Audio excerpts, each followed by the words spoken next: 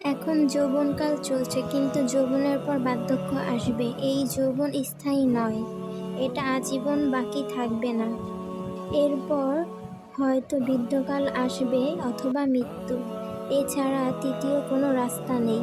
এজন্য বার্ধক্য আসার পূর্বে যৌবনকালকে গনিমত মনে করো।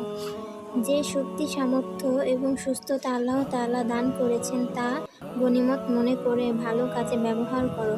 বৃদ্ধকালে তো অবস্থা এমন হয় যে না দাঁত থাকে, না হজম শক্তি ভালো থাকে। সে সময় তুমি কি করবে? তখন হাত পা নাড়াতেও পারবে না।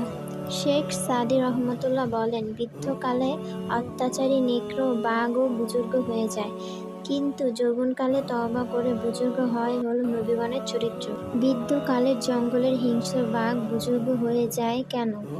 কারণ সে তো তখন খানাই খেতে পারে না, শিকারও করতে পারে না, শরীরের কোনো শক্তিই পায় না, দাঁতও পড়ে গেছে সব। তাই শোনো, যৌবনকালে তওবা করাই নবীগণের চরিত্র। এজন্য হাদিসে বলা হয়েছে, বার্ধক্য আসার পূর্বে যৌবনকালকে গনিমত মনে করে নেক কাজে মনোযোগী হও।